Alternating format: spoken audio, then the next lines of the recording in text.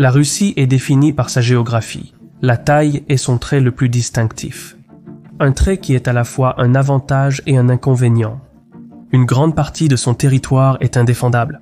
Il n'y a pas de montagnes, d'océans ou de déserts séparant le noyau démographique russe de ses rivaux. Certes, la Russie a des espaces tampons dans toutes les directions, mais garder un œil sur une nation s'étendant sur 11 fuseaux horaires et près de 200 minorités ethniques nécessite plus qu'un simple espace tampon. Maintenir ensemble la géographie russe de Kaliningrad à Vladivostok nécessite soit de la richesse, soit de la force. Mais comme l'économie russe a toujours été insuffisante, la force est le choix prédominant. Par sa nature même, la taille de l'armée permanente russe et de son appareil de renseignement doit correspondre à la taille de son territoire, et cette histoire de l'évolution de la machinerie gouvernementale russe explique également pourquoi elle ne peut pas devenir un État démocratique dans sa configuration territoriale actuelle. Le despotisme, semble-t-il, est ancré dans la géographie russe, et c'est le pouvoir impitoyable de la géographie qui détermine le caractère et les vertus d'un peuple, ou leur absence.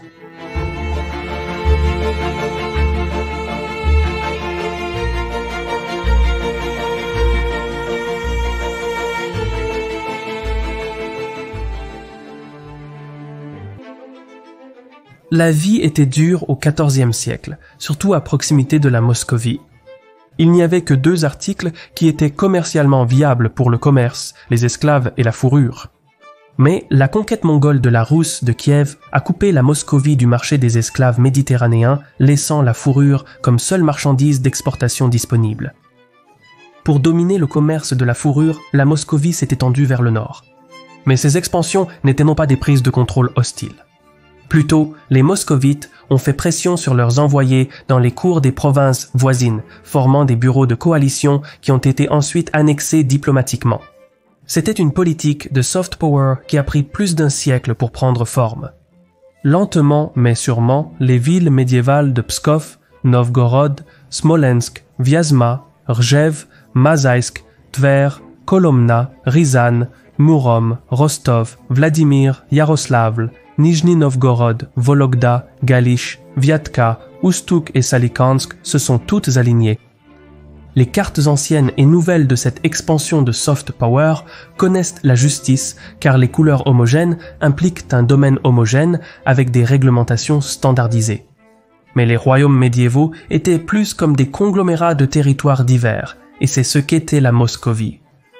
En 1480, après avoir intégré les derniers royaumes slaves voisins, la Moscovie a concentré son attention sur les terres fertiles du sud, qui étaient gouvernées par la Horde d'Or. Le sapin était une marchandise précieuse, mais pour grandir en taille et en force, pour sceller la Moscovie en tant que puissance, l'agriculture était nécessaire. Les agriculteurs slaves devaient s'installer dans les terres agricoles fertiles au sud de la rivière Oka. Pour y parvenir, la Moscovie devait chasser la Horde d'Or. Après des affrontements mutuels, la Horde d'Or a succombé à des conflits internes. Plusieurs nouveaux royaumes ont émergé à sa place, dont Kazan, Astrakhan, la Crimée et la Sibérie. Les envoyés moscovites ont agi rapidement et ont fait du lobbying dans les cours des royaumes tatars. Au cours des décennies suivantes, les moscovites ont gagné en influence au sein des cours tatars. La Moscovie a lentement érodé leur pouvoir souverain, nommé des régents et des magistrats, et grignoté leur défense stratégique, jusqu'à finalement décider d'abolir leur autogouvernement et de massacrer les populations civiles. En conquérant le royaume tatar de Kazan en 1552, la Moscovie s'est transformée en un véritable empire, avec toutes ses responsabilités. Kazan était située près de la confluence des rivières Volga et Kama. Ainsi, en contrôlant Kazan, la Moscovie a pu s'étendre le long de la rivière Volga en direction de la mer Noire et de la mer Caspienne et remonter la rivière Kama jusqu'aux montagnes de l'Oural. Cependant, alors que la Moscovie se transformait en Russie, le pouvoir de la monarchie a été centralisé. Cela a coûté énormément à la population civile. Pour garder un œil sur la noblesse, le tsar Ivan le Terrible a créé l'oprichnik en 1565. C'était la première police politique de l'histoire russe. Ivan a utilisé l'oprichnik, tristement célèbre pour miner l'influence de la noblesse et contrôler les nouvelles routes commerciales émergentes passant par Kazan. Toute personne ou toute maison qui représentait même une menace lointaine était éliminée rapidement et complètement. L'oprichnik était si compétent pour intimider la population que les dirigeants russes ultérieurs ont continué à l'employer. Et alors que le centre de gravité économique de la Russie se déplaçait vers le sud et l'est, la police politique, alors réformée et élargie, est devenue indispensable pour maintenir l'empire unifié. De 1551 à 1700, la Russie a grandi de 35 000 km² par an, soit un Belgique par an. Toutefois, l'expansion de la Russie lui attirait de nouveaux ennemis de toutes parts. À l'ouest, il y avait les Suédois, les Polonais, les Prussiens et les Allemands. Tandis qu'au sud, il y avait les Turcs, les Tatars, les Cosaques et les tribus caucasiennes. La Russie était extrêmement vulnérable à une invasion terrestre coordonnée, d'autant plus que son territoire était principalement plat. Ce qui a suivi a été une période de guerre totale où la Russie a combattu des puissances rivales dans plusieurs directions. C'était soit conquérir, soit être conquis. Et bien que la Russie soit devenue plus sûre à mesure qu'elle grandissait, une responsabilité inattendue a émergé. Les nouveaux territoires au sud et à l'est avaient des populations ethniques et religieuses très différentes qui n'étaient pas loyales au tsar, et les puissances rivales ont à plusieurs reprises exploité la fidélité de ces minorités. Ainsi, pour incorporer les nouveaux territoires à l'Empire, les dirigeants russes ont tenté de remodeler la composition ethnique et religieuse des régions par des déportations massives, des génocides et des programmes d'assimilation. Pourtant, malgré cela, la Russie n'a pas réussi à effacer ou à pacifier totalement les populations indigènes. Pour atténuer la menace et imposer leur autorité sur les nouveaux territoires, les Russes ont transformé la police politique en un vaste réseau de sécurité, lui conférant de plus en plus de capacités et de responsabilités. Que ce soit le Prikaz au XVIIe siècle, l'Akhrana au XIXe siècle ou le Komitet Gosudarstvenoi Bezopasnosti au XXe siècle, le réseau de renseignement est devenu un élément essentiel qui a maintenu la cohésion de la Russie. Des crimes ont été commis au nom de l'Empire. La seule brève exception à l'histoire de l'oppression en Russie a eu lieu dans les années 1990. Le dernier leader soviétique Mikhail Gorbatchev et le premier président russe Boris Eltsine ont dirigé un processus de démocratisation. Le Kremlin a renoncé à son monopole sur le pouvoir politique et les Russes ont pris le contrôle de leur vie.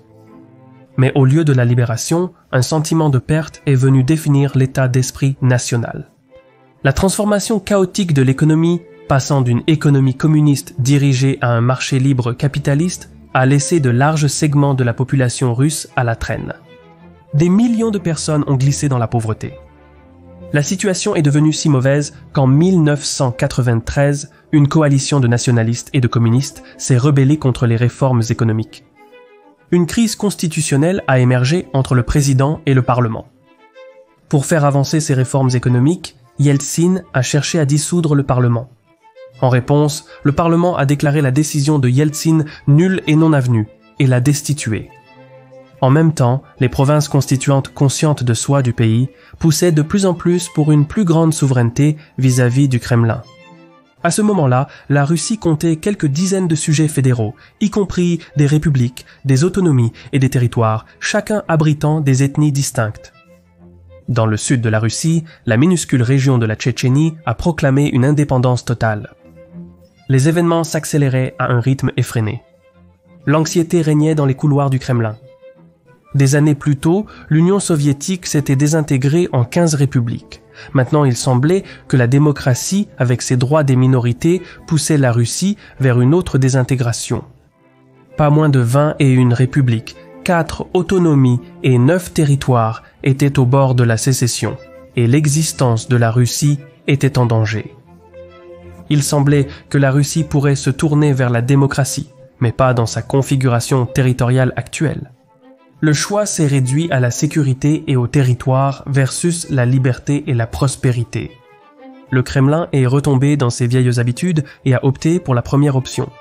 En conséquence, Yeltsin a renforcé son autorité exécutive en revenant à la violence de masse comme moyen d'organisation politique. Il a mis de côté le Parlement, puis a ordonné l'invasion brutale de la Tchétchénie. Yeltsin a ensuite laissé la situation à son successeur choisi à la main, Poutine. La démocratie, en tant qu'organisation politique, était jugée trop risquée. Alors Poutine a inventé sa propre démocratie souveraine. Le nouveau système politique avait tous les mérites d'une démocratie, y compris un parlement bicaméral, une cour suprême et une multitude de partis politiques. En pratique cependant, le système de Poutine a permis au parti au pouvoir, Russie unie, d'assumer le rôle que le parti communiste avait autrefois joué pendant l'ère soviétique. La démocratie occidentale faisait appel à la nostalgie impériale du public, car elle prônait la domination sur les autres, tout comme l'avaient fait les philosophies russes historiques. Hantées par les peintures fantômes post-impériales, la direction russe, mais aussi les nationalistes, les communistes, les eurasiatistes, les conservateurs et même certains libéraux croient que la démocratie à l'occidental est impossible pour la Russie. Cette croyance partagée est le résultat de l'histoire. Pour tenir la géographie de Kaliningrad à Vladivostok, il faut des responsabilités spécifiques aussi notoires qu'elles le sont. Le despotisme fait donc sans doute partie de la géographie de la Russie, mais encore une fois, si la Russie est scellée au despotisme, quelle est la démocratie, car elle donne à chaque personne le droit d'être son propre oppresseur. Merci d'avoir regardé.